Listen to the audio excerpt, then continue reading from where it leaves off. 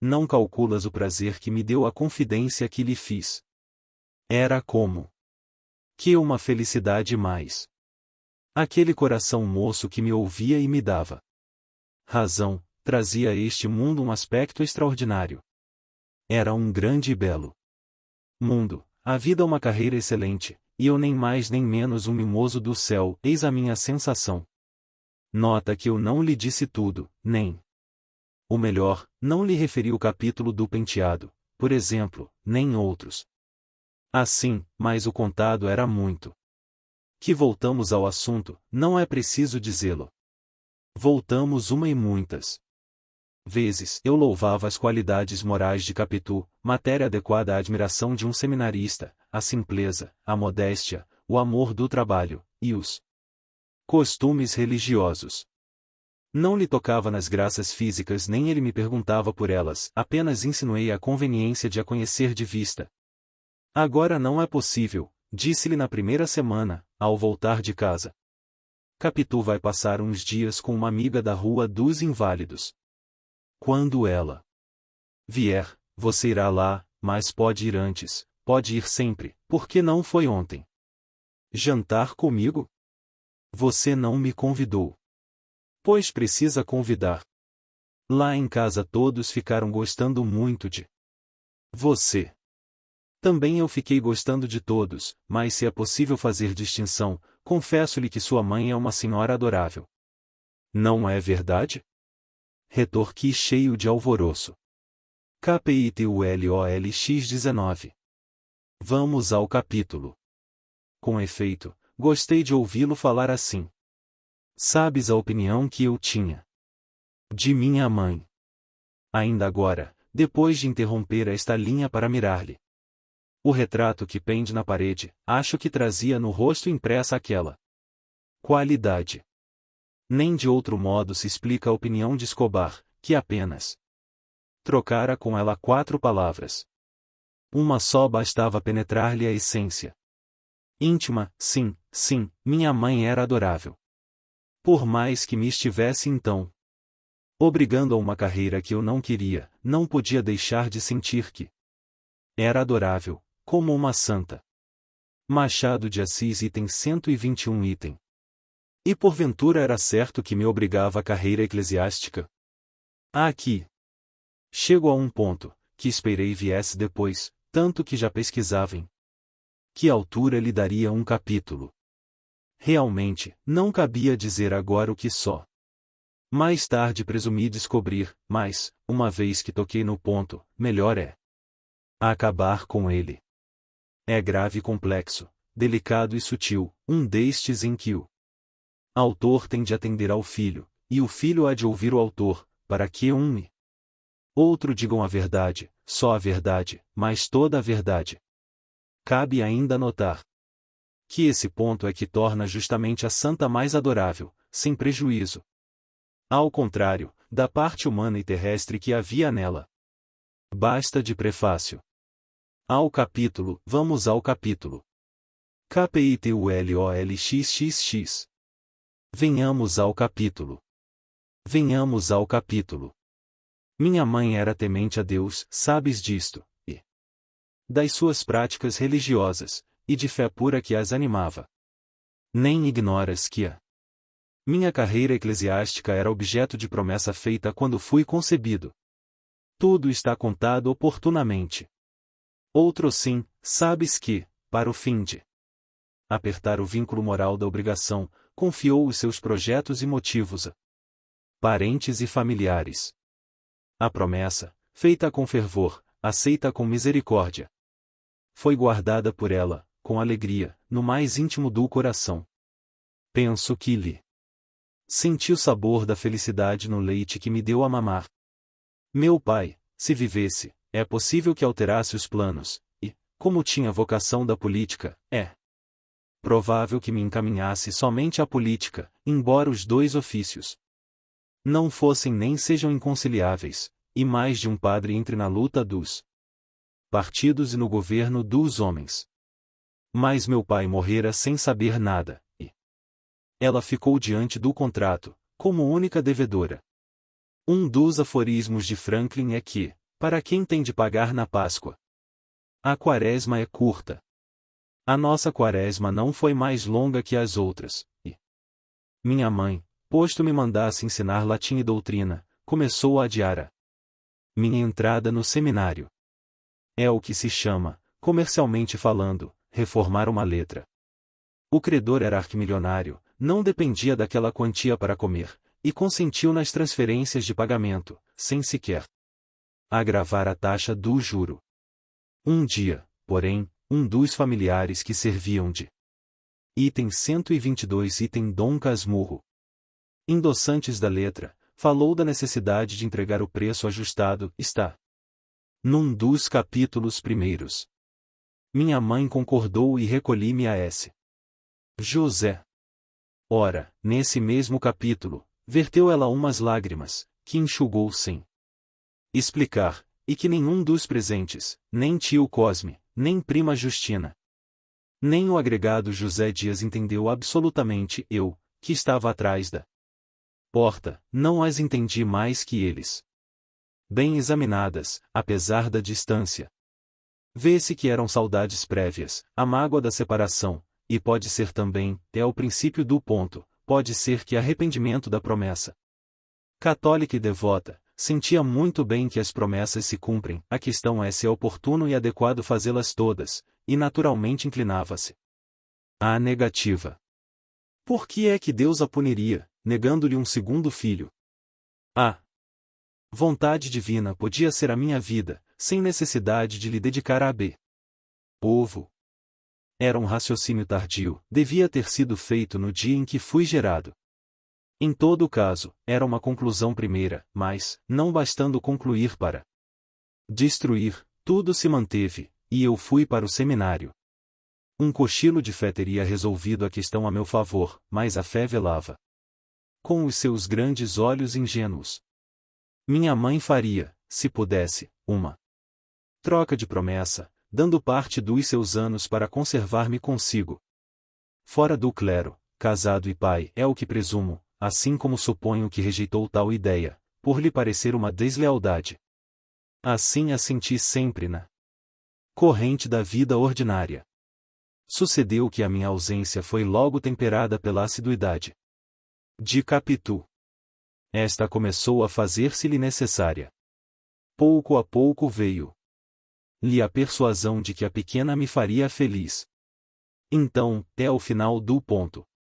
Anunciá-lo, a esperança de que o nosso amor, tornando-me absolutamente incompatível com o seminário, me levasse a não ficar lá nem por Deus nem pelo diabo, esta esperança íntima e secreta entrou a invadir o coração de minha mãe. Neste caso, eu romperia o contrato sem que ela tivesse culpa. Ela ficava comigo sem ato propriamente seu.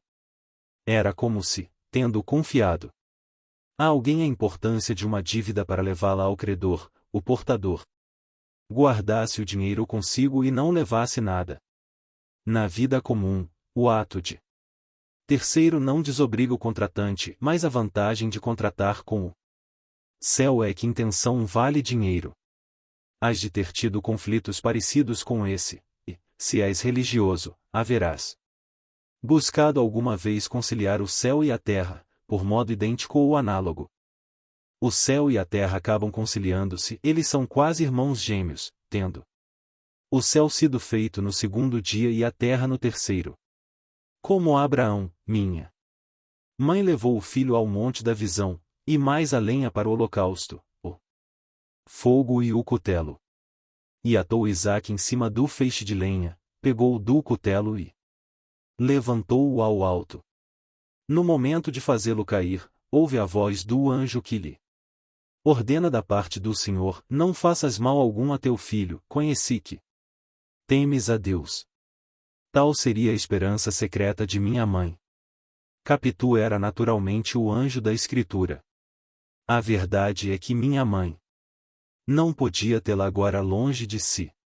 A afeição crescente era manifestada por atos extraordinários.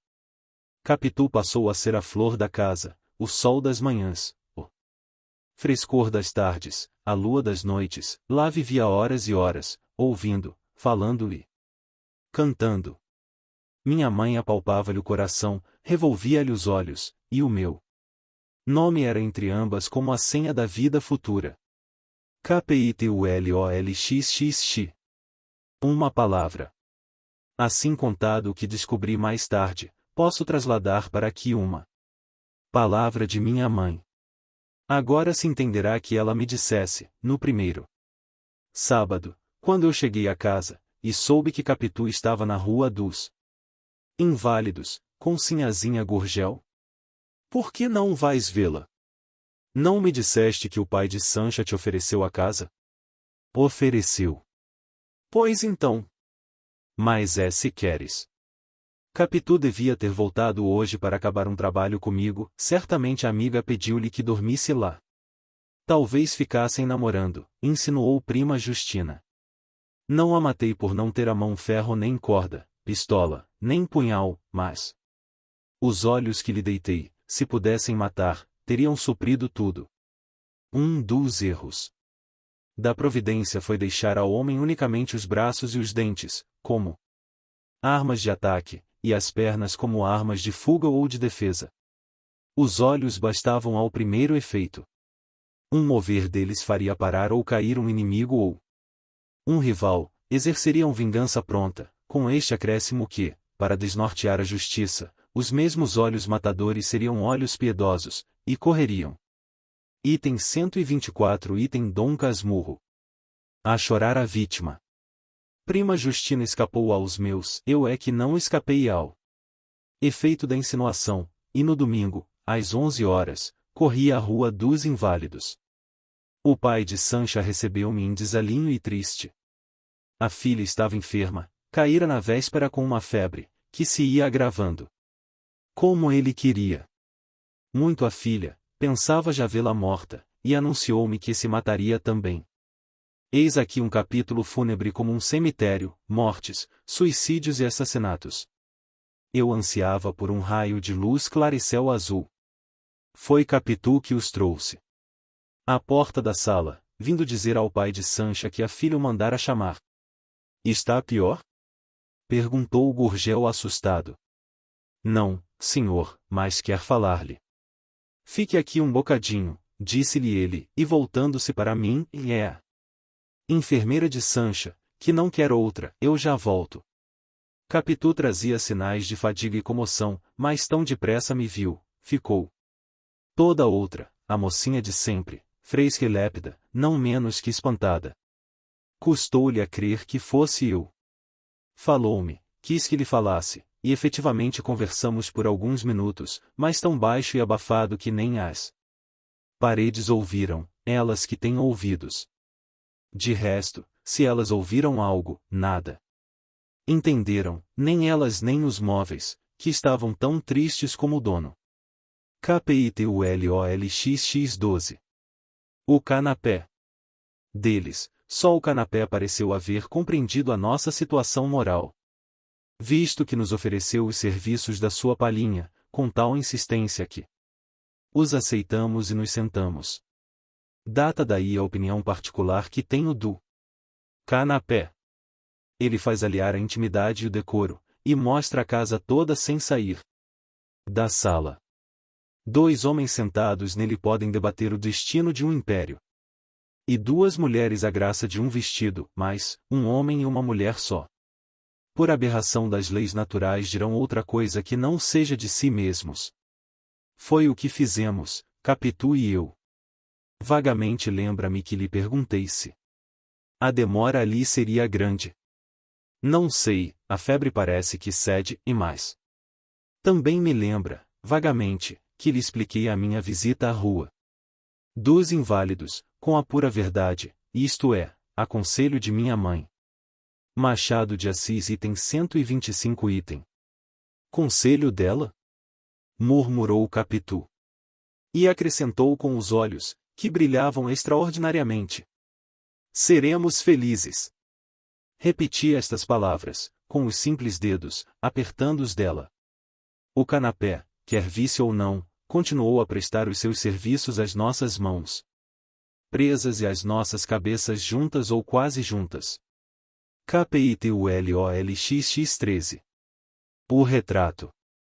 Gurgel tornou à sala e disse a Capitu que a filha chamava por ela. Eu levantei-me depressa e não achei compostura, meti os olhos pelas cadeiras. Ao contrário, Capitu ergueu-se naturalmente e perguntou-lhe se a febre aumentara. Não, disse ele. Nem sobressalto nem nada, nenhum ar de mistério da parte de Capitu. Voltou-se para mim, e disse-me que levasse lembranças à minha mãe e à prima Justina, e que até breve estendeu-me a mão e enfiou pelo corredor.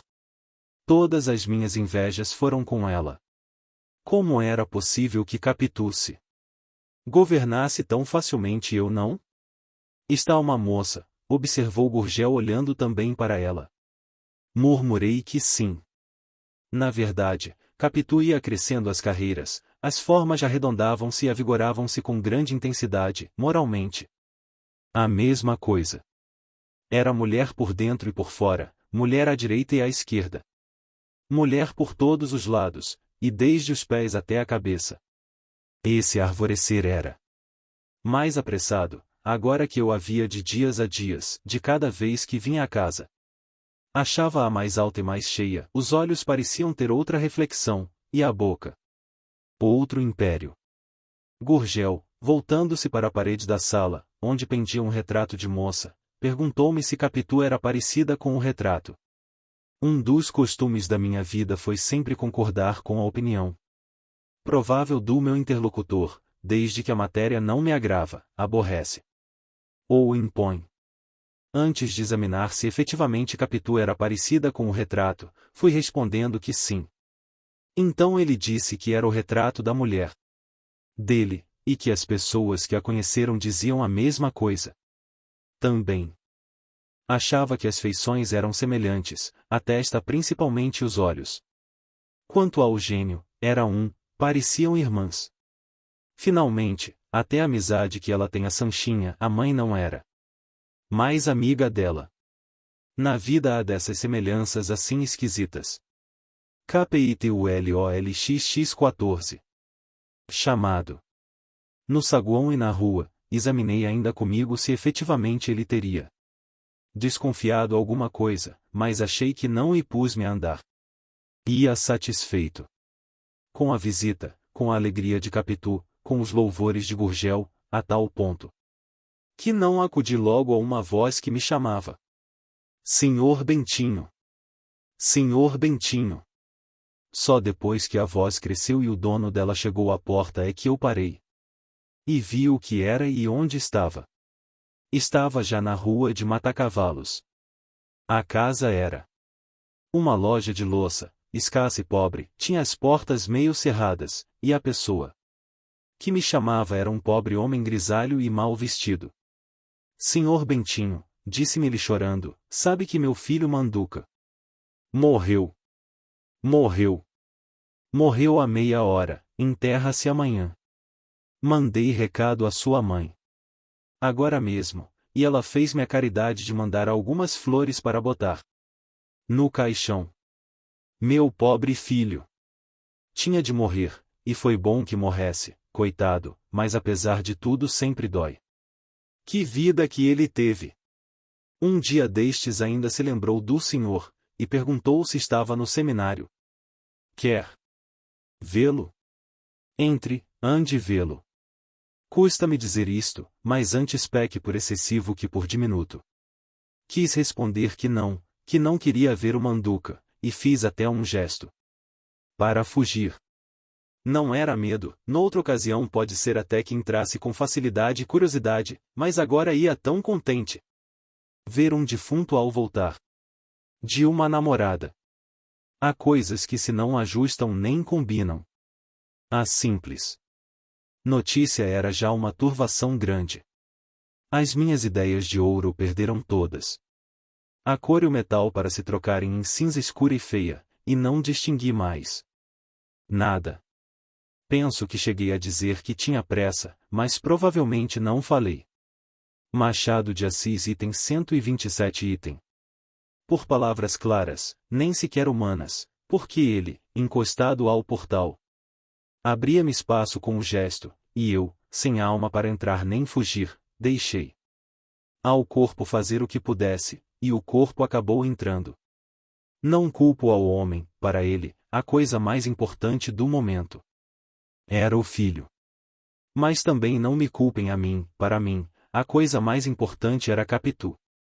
O mal foi que os dois casos se conjugassem na mesma tarde, e que a morte de um viesse meter o nariz na vida do outro.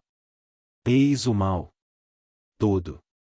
Se eu passasse antes ou depois, ou se o Manduca esperasse algumas horas para morrer, nenhuma nota aborrecida viria interromper as melodias da minha alma. Por que morrer exatamente à meia hora? Toda hora é apropriada ao óbito, morre-se muito bem às 6 ou 7 horas da tarde. KPITULOLXX 15. O defunto. Tal foi o sentimento confuso com que entrei na loja de louça. A loja era escura, e o interior da casa menos luz tinha, agora que as janelas da área estavam cerradas. A um canto da sala de jantar vi a mãe chorando, à porta da alcova duas crianças olhavam espantadas para dentro, com o dedo na boca. O cadáver jazia na cama, a cama. Suspendamos a pena e vamos à janela espairecer a memória. Realmente. O quadro era feio, já pela morte, já pelo defunto, que era horrível. Isto aqui. Sim, é outra coisa. Tudo o que vejo lá fora respira vida, a cabra que rumina ao pé de uma carroça, a galinha que marisca no chão da rua, o trem da estrada central que bufa, assobia, fumega e passa, a palmeira que investe para o céu, e finalmente aquela torre de igreja, apesar de não ter músculos nem folhagem. Um rapaz, que ali no beco empina um papagaio de papel, não morreu nem morre, posto também se chame Manduca. Verdade é que o outro Manduca era mais velho que este, pouco mais velho. Teria 18 ou 19 anos, mas tanto lhe darias 15 como 22, a cara não permitia trazer a idade à vista, antes a escondia nas dobras da vá, diga-se tudo, é morto, os seus parentes são mortos, se existe algum não é em tal evidência que se veste ou doa. Diga-se tudo, Manduca padecia de uma cruel enfermidade, nada menos que a lepra. Vivo era feio. Item 128 Item Dom Casmurro. Morto pareceu-me horrível. Quando eu vi, estendido na cama, o triste corpo daquele meu vizinho, fiquei apavorado e desviei os olhos. Não sei que mão oculta me compeliu a olhar outra vez, ainda que de fugida, cedi, olhei, tornei a olhar, até que recuei de todo e saí do quarto. Padeceu muito. Suspirou o pai. Coitado de Manduca. Soluçava a mãe. Eu cuidei de sair, disse que era esperado em casa, e despedi-me. O pai perguntou-me se lhe faria o favor de ir ao enterro, respondi com a verdade. Que não sabia, faria o que minha mãe quisesse. E rápido saí, atravessei a loja. E saltei à rua. KPITULOLXX 16. Amai, rapazes. Era tão perto, que antes de 3 minutos me achei em casa. Parei no corredor, a tomar fôlego, buscava esquecer o defunto, pálido e disforme, e o mais que não disse para não dar a estas páginas um aspecto repugnante, mas podes imaginá-lo. Tudo arredei da vista, em poucos segundos, bastou-me pensar na outra casa, e mais na vida e na cara fresca e lépida de Capitu. Amai, rapazes. E, principalmente, amai moças lindas e graciosas, elas dão remédio ao mal, aroma ao infecto, trocam a morte pela vida. Amai, rapazes. KPITULOLXX 17. A sege. Chegará ao último degrau, e uma ideia me entrou no cérebro, como se estivesse a esperar por mim, entre as grades da cancela. Ouvi de memória as palavras do pai de Manduca pedindo-me que fosse ao enterro no dia seguinte. Parei no degrau. Refleti um instante, sim, podia ir ao enterro, pediria a minha mãe que me alugasse um carro. Não cuides que era o desejo de andar de carro, por mais que tivesse o gosto da condução. Em pequeno, lembra-me que ia assim muita vez com minha mãe às visitas de amizade ou de cerimônia, e à missa, se chovia. Era uma velha sege de meu pai, que ela conservou o mais que pôde. O cocheiro, que era nosso escravo, tão velho como a sege, quando me via à porta, vestido, esperando minha mãe, dizia-me rindo: Pai João vai levar nhonho. E era raro que eu não lhe recomendasse: João, demora muito as bestas, vai devagar. Minha Glória não gosta. Mas demora. Fica entendido que era para saborear a sege, não pela vaidade, porque ela não permitia ver as pessoas que iam dentro. Era uma velha sege obsoleta, de 2 rodas, estreita e curta, com 2 cortinas de couro na frente, que corriam para os lados quando era preciso entrar ou sair. Cada cortina tinha um óculo de vidro, por onde eu gostava de espiar para fora. Senta, Bentinho. Deixa espiar, mamãe. E em pé, quando era mais pequeno, metia a cara no vidro, e via o cocheiro com as suas grandes botas, escanchado na mula da esquerda, e segurando a rédea da outra, na mão levava o chicote grosso e comprido. Tudo incômodo, as botas, o chicote e as mulas, mas ele gostava e eu também.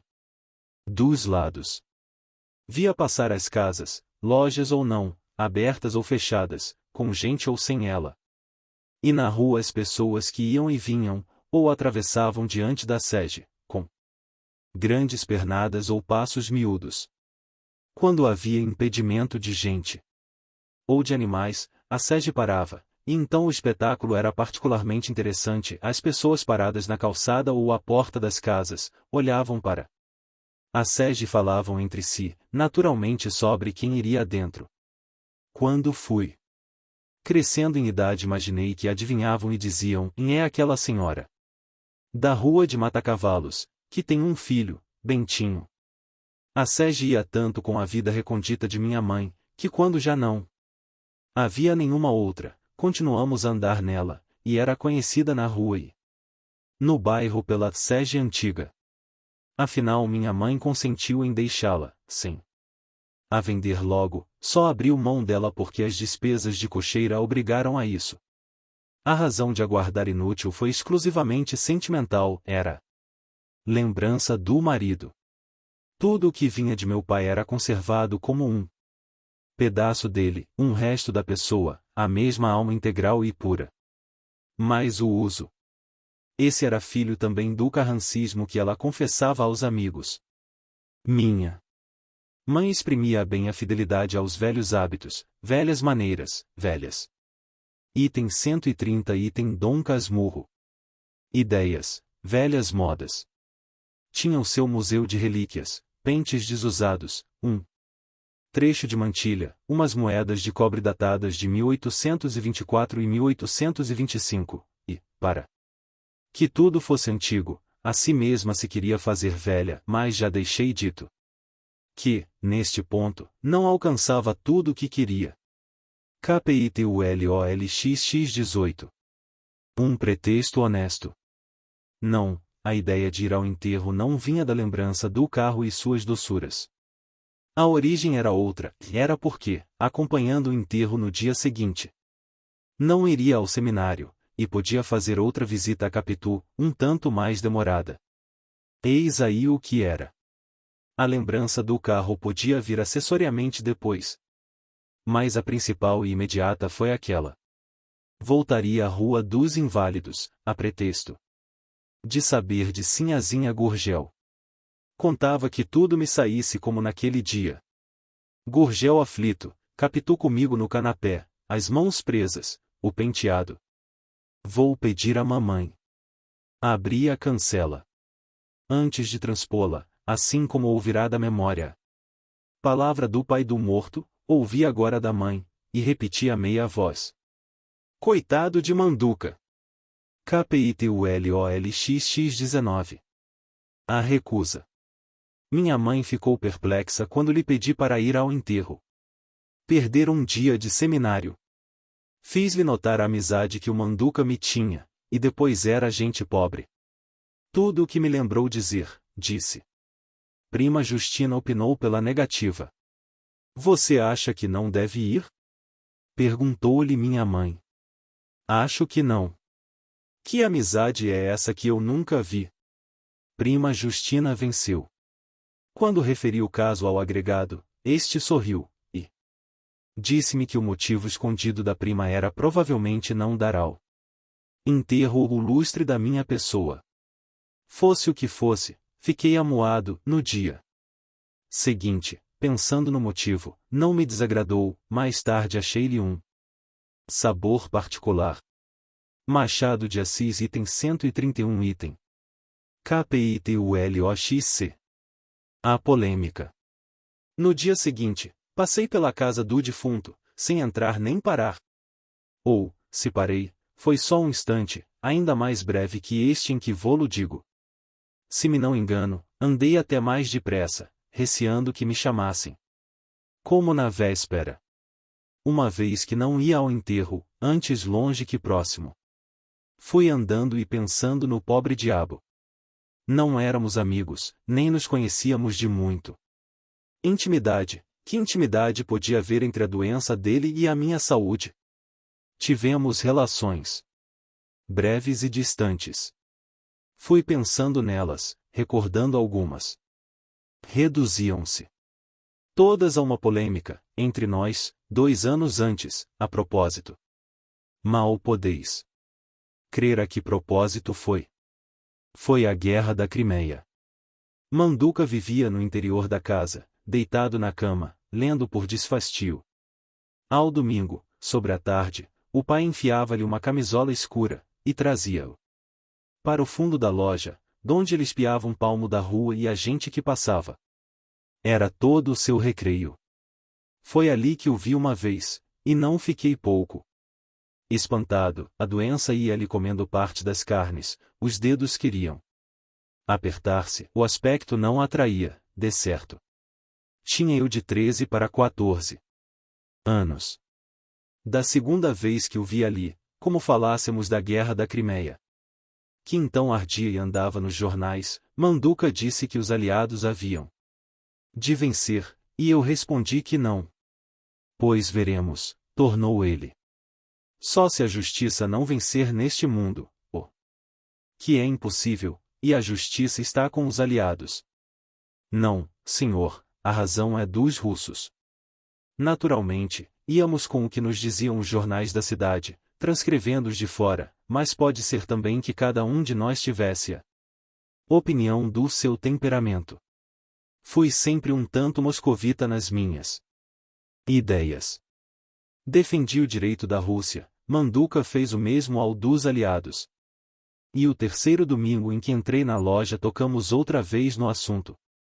Então Manduca propôs que trocássemos a argumentação por escrito, e na terça ou quarta-feira recebi 2 folhas de papel contendo a exposição e defesa do direito dos aliados, e da integridade da Turquia, concluindo por esta frase profética: os russos não hão de entrar em Constantinopla.